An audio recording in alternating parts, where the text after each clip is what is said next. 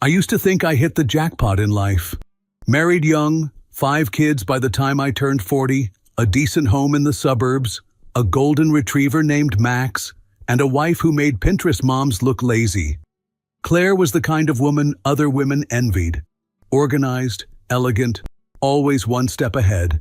PTA meetings, bake sales, Halloween costumes, perfect Christmas cards. She handled it all with a smile. As for me, I was the workhorse.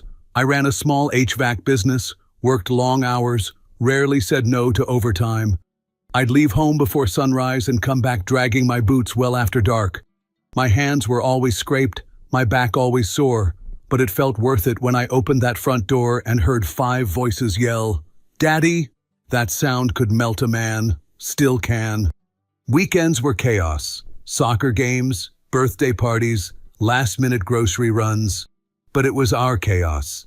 Sometimes when I was watching Claire wipe baby food off the wall while our toddler screamed bloody murder and our teenage son argued with her over Wi-Fi, I'd smile and think, this is what life is supposed to be. Sure, we had our arguments. Claire said I worked too much. I said she spent too much. Nothing out of the ordinary. She wanted more quality time. I wanted a nap. But on the whole, I thought we were solid. We were the family people looked at in public and said, "Wow, 5 kids. You guys must really have it together." God, how I miss being that stupid. One night we had a barbecue. A few of my buddies from work came over, guys I'd known since trade school. We grilled steaks, drank too much beer, and swapped stories about clogged ducts and insane customers. At one point, Rick, my loudmouth best friend, looked at my oldest boy, Jake, and chuckled. "Damn, Mark," he said, nudging me. "That one's tall as hell. You sure you're the dad?"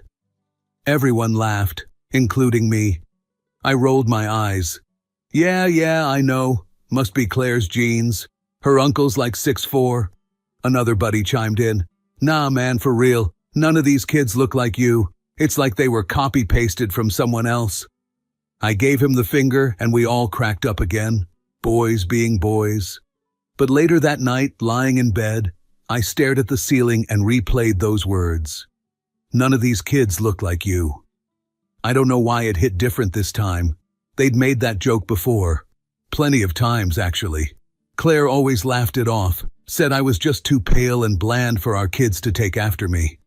But suddenly, it didn't feel funny. It felt off. The next morning, I lined all 5 of their school photos up on the kitchen table. Jake, 14, Emma, 11, Noah, 8, Lily, 5, Max, 2, different eye shapes, different hair textures, and not one of them had my chin, that goddamn stubborn square brick of a jaw my father passed down to me. I stood there just staring at the photos, coffee growing cold in my hand. I told myself I was being paranoid, insecure, sleep-deprived. Then I shook it off and shoved the photos back into the drawer. Because, come on, what kind of man questions his own kids? It was a Thursday. I remember because Claire was out at her yoga group, or wine night with the PTA moms, hard to tell the difference, and I was home with the kids, helping Emma with her school project.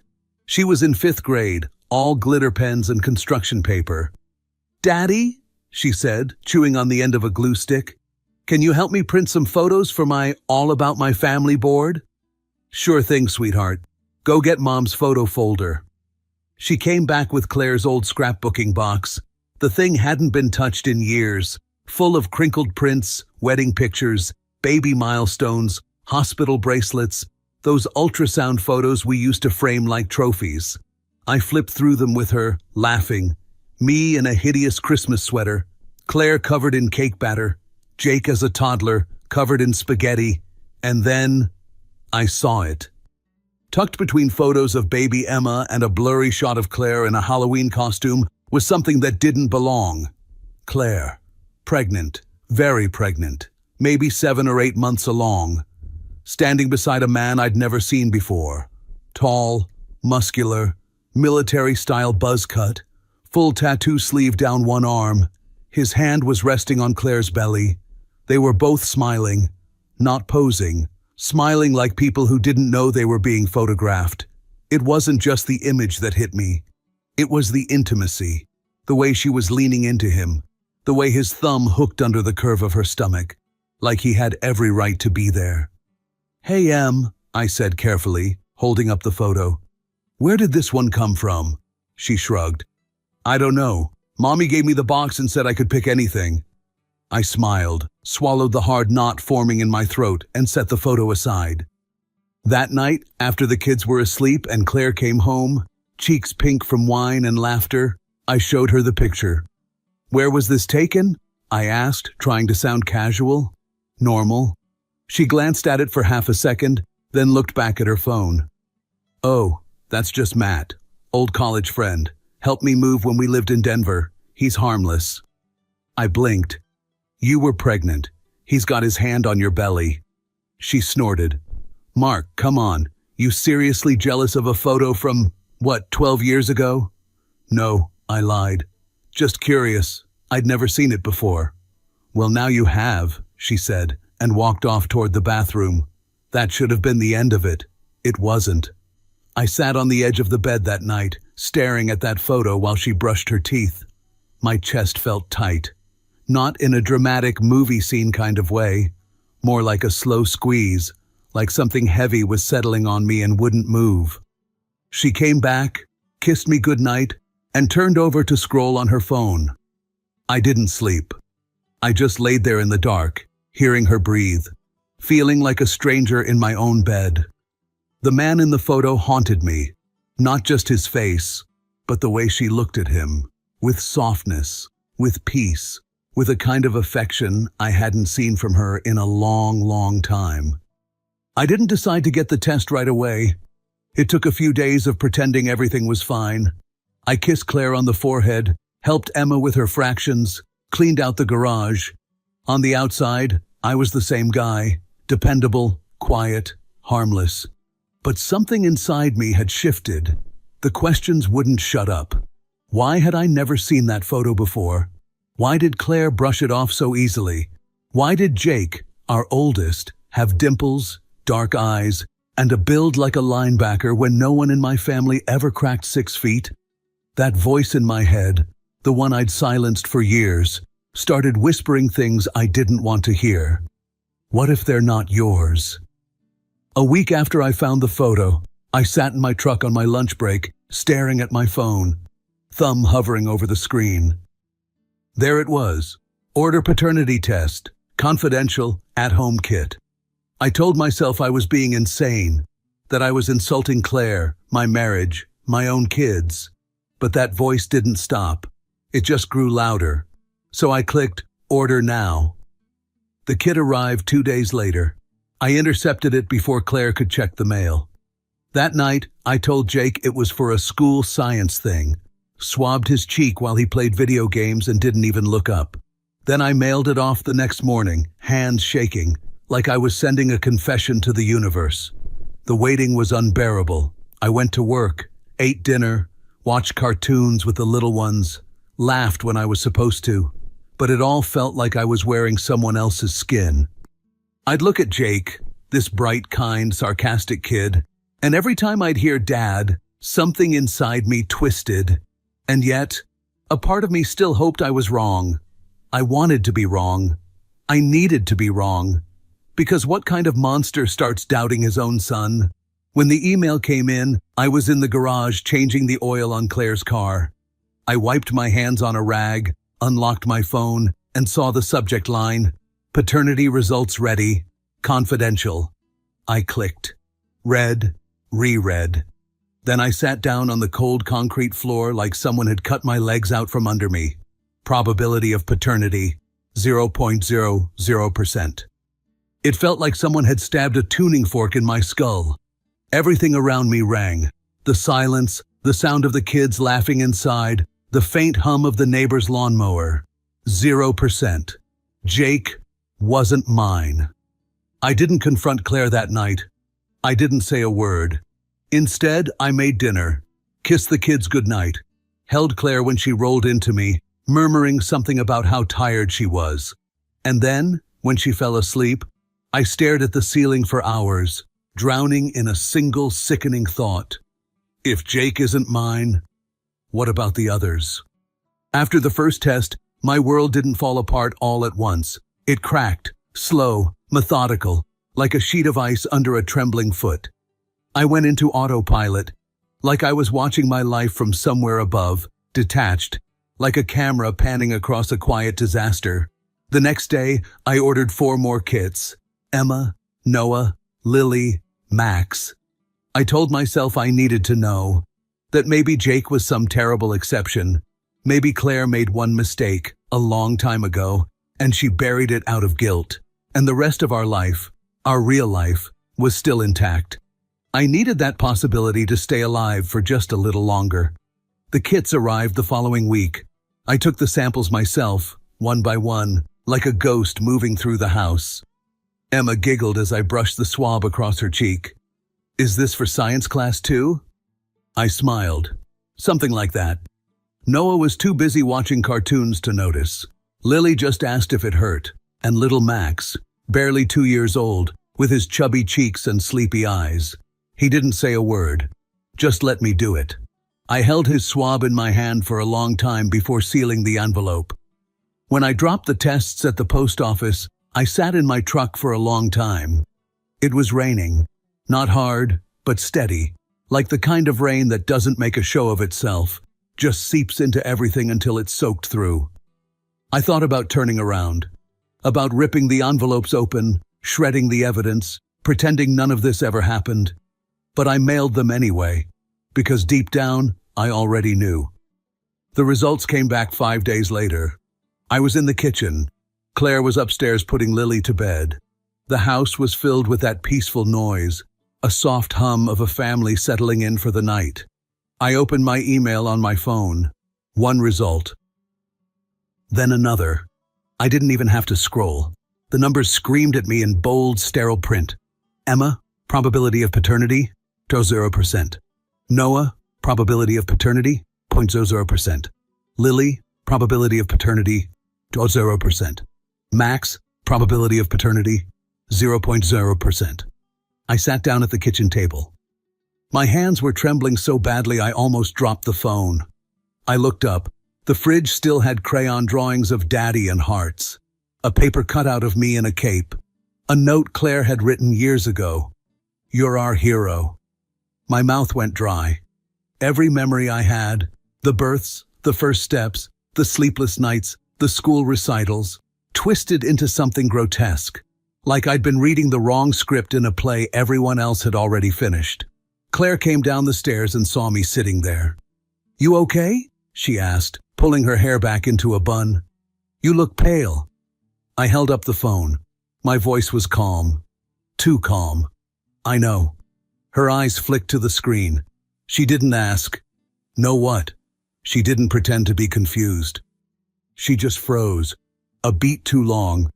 That pause. That pause told me everything. Then, finally, she spoke. "What do you mean?"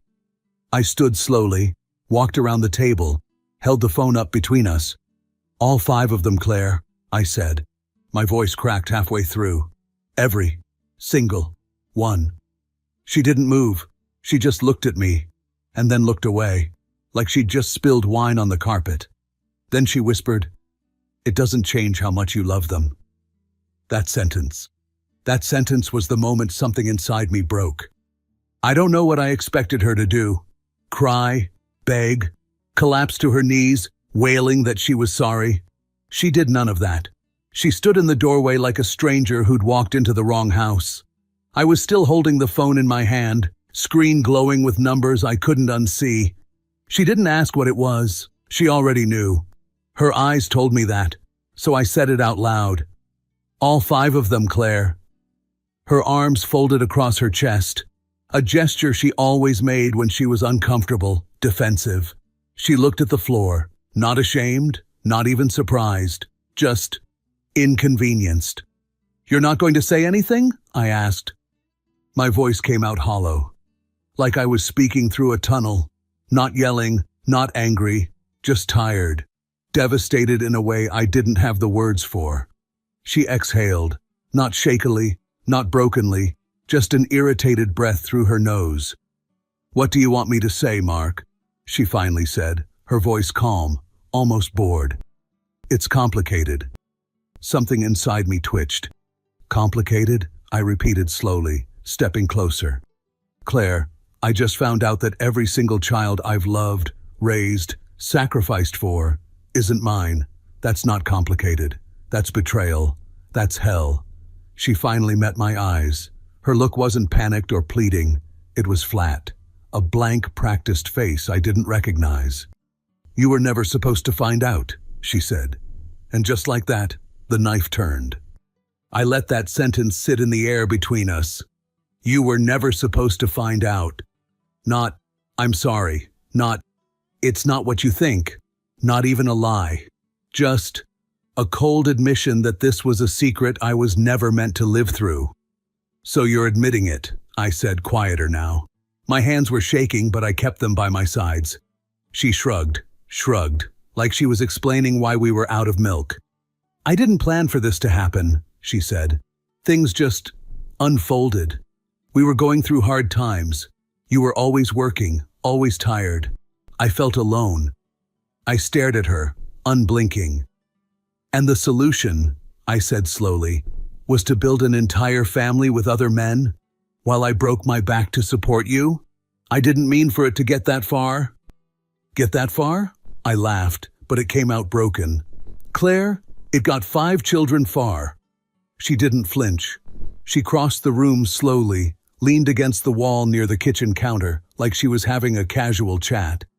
"I didn't just sleep with random people," she said. "Most of them were long-term. They made me feel like I mattered, like I was seen." That sentence hit like a slap. I stared at her. "What the hell do you think I was doing all those years?" I said. "When I was dead on my feet, cleaning up puke at 2 a.m., holding your hand in the delivery room, making pancakes on Saturday mornings while you were charged at a spa weekend? I saw you. I gave everything I had for you." Claire looked at me, and for a split second something flickered in her eyes. Guilt? Regret? No, just calculation. Then came the final cut, the line that gutted me deeper than any lie ever could. "You might not be their biological father, Mark, but you were a good dad." I froze. The air in the room disappeared. My ears rang.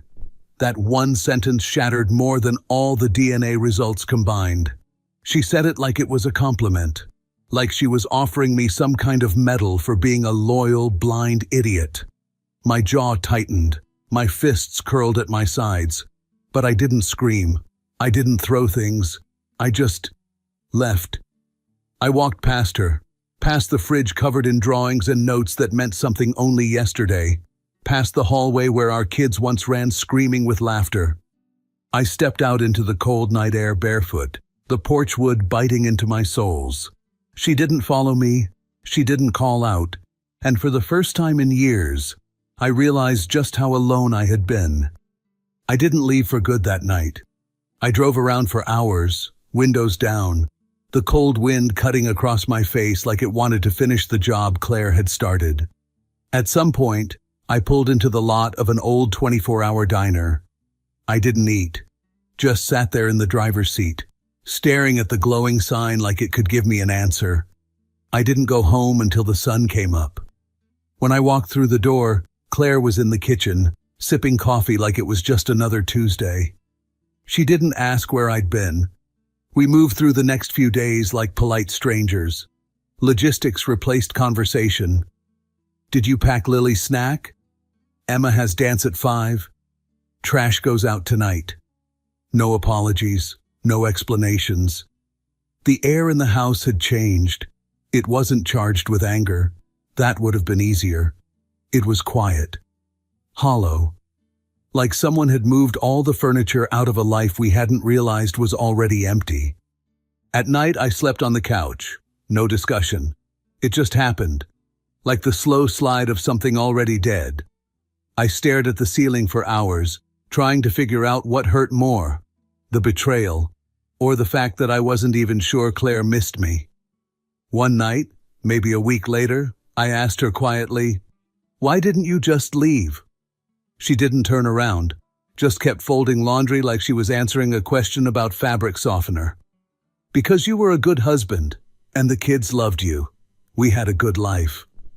That sentence made my stomach turn, not from anger, from grief, like hearing your own eulogy while still breathing.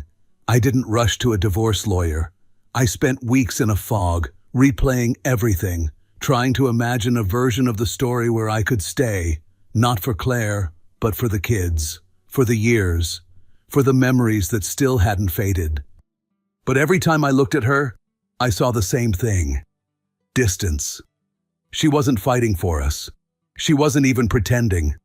And the weight of that, her indifference, was heavier than rage ever could have been.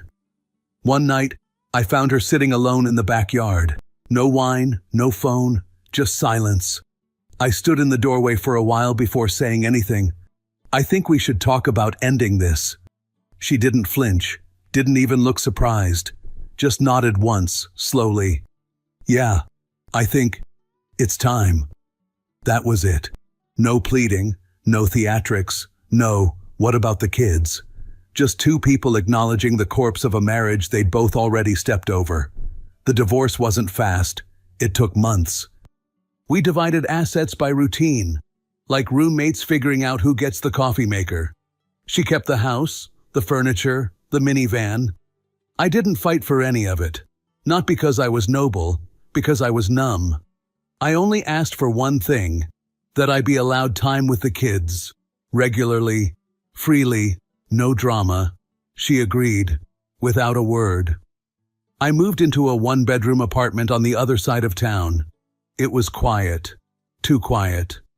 The first night I slept there, I sat on the edge of the bed staring at a blank wall, holding Lily's stuffed bunny in my hands. She'd accidentally left it in my truck. I didn't give it back. I still haven't. Then came the legal side of things, the brutal, mechanical step I'd been avoiding: disestablishment of paternity. My lawyer warned me, it's not about how much you love them, it's about what the state recognizes. If you don't file, you'll be financially liable for the rest of their childhood. And I knew, as much as it killed me, I couldn't keep being a legal father to 5 children who weren't biologically mine. So I filed. I checked the boxes. Do you acknowledge you are not the biological father? Yes. Do you wish to revoke legal responsibility? Yes.